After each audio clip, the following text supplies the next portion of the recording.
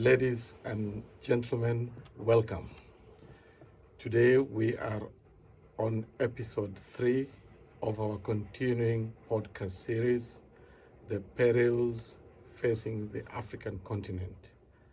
You recall in the last episode, I used the human body analogy to explain the current realities facing the continent by picking one indicator, that of conflicts and wars in Africa.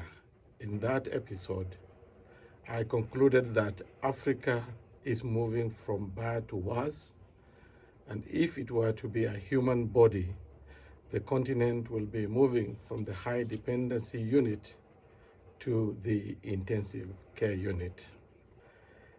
In this episode titled Shattered Peace, How Complex Challenges, Conflicts and Wars Are Redefining Africa's Future, I intend to go beyond the one indicator and expand the discussion to engage several other complex sets of challenges facing the continent. Through this discussion, you will realize that the continent is exposed to threats that are likely to jeopardize state survival, pose safety and security risks to the citizens. Thus, it will demonstrate a continent that is in crisis.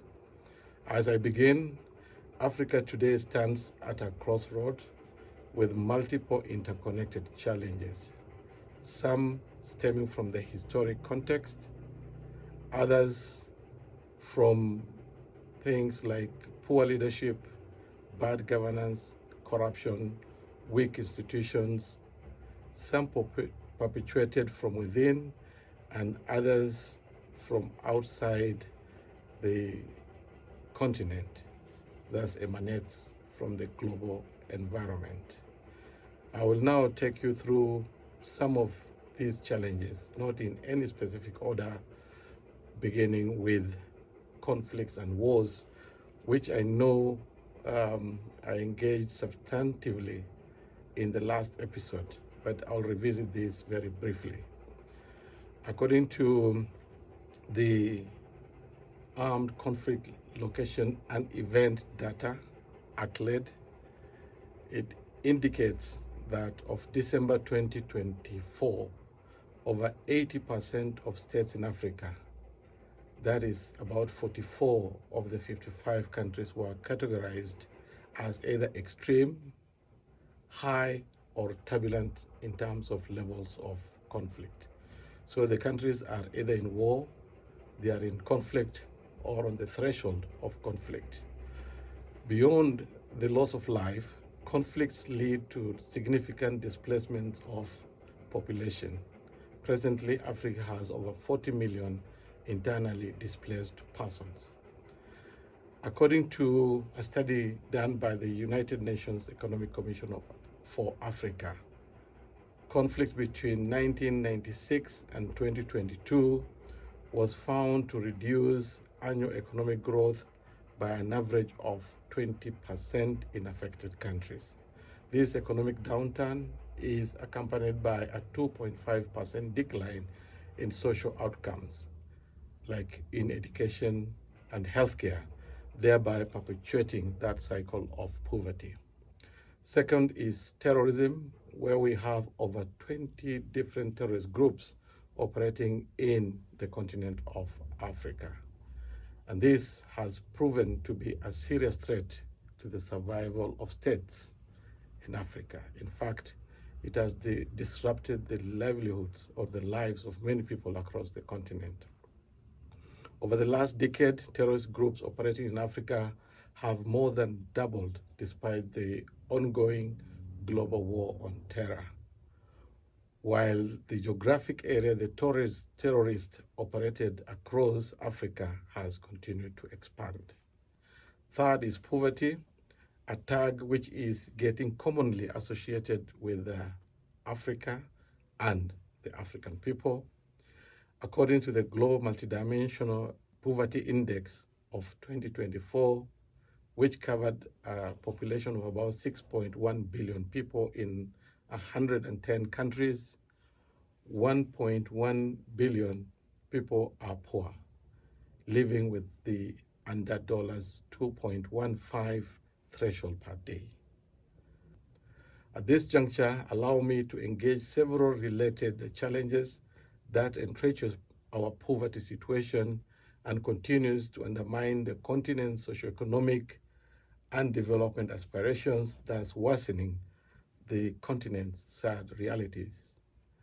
Africa is weak in industry and manufacturing. These are sectors which are meant to drive self-sufficiency, provide value addition of our produce, and create employment for our youths.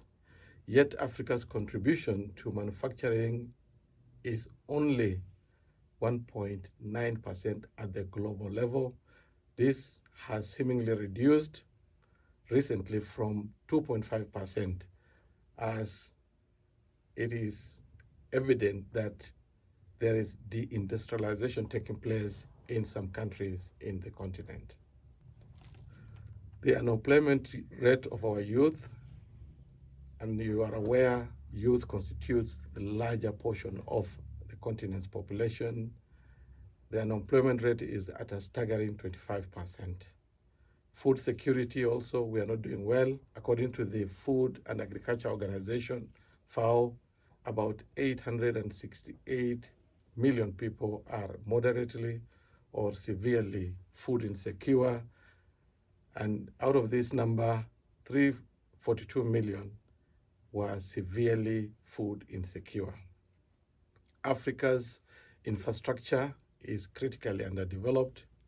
We have only 25% of Africa's roads that are paved compared to over 80% in Europe and North America.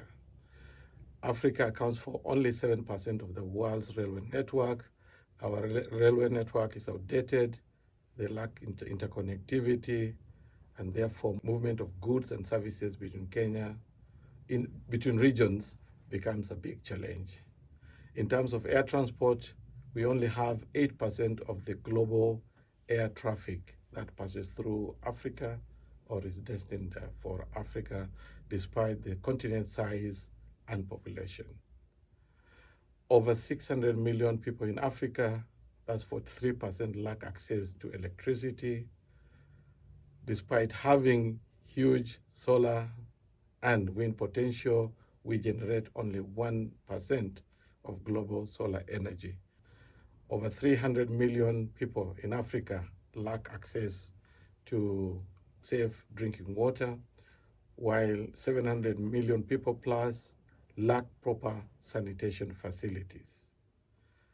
A critical enabler for development is technology, which in Africa the uptake is only at 40%.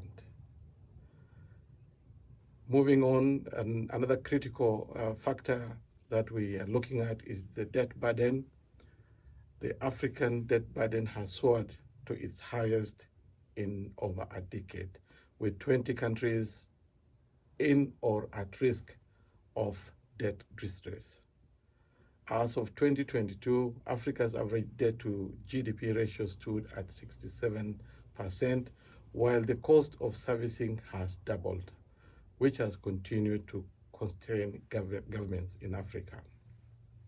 Corruption is a big issue in Africa. It is one of the major costs and impediments to structural transformation in the continent. It is a product and cause of poor governance and weak institutions. Next is the climate crisis, which presents an acute and disproportionate challenge for Africa. Over the last few decades, Africa has experienced a marked increase in extreme weather events such as rising temperatures, intense drought, erratic rainfall, and devastating floods, which have wreaked havoc on agriculture and compounded issues of food insecurity, poverty, and displacement.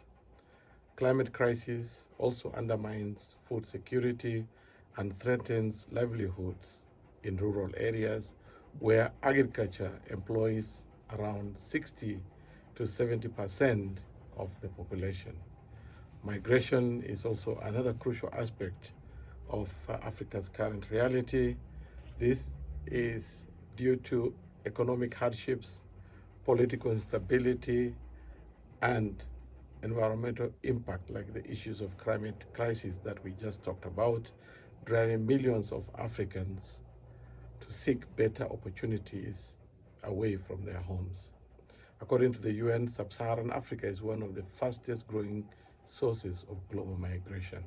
Finally, in this category, education, which is a fundamental human right and is crucial for the development of individuals and societies,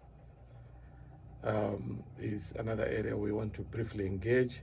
According to the United Nations SDG number 4, the idea is to ensure inclusive and equitable quality education and promote lifelong quality education. In Africa, more than 182 million adults are unable to read and write. 48 million youths aged between 15 and 24 are illiterate, making Africa home to the highest number of illiterate youths.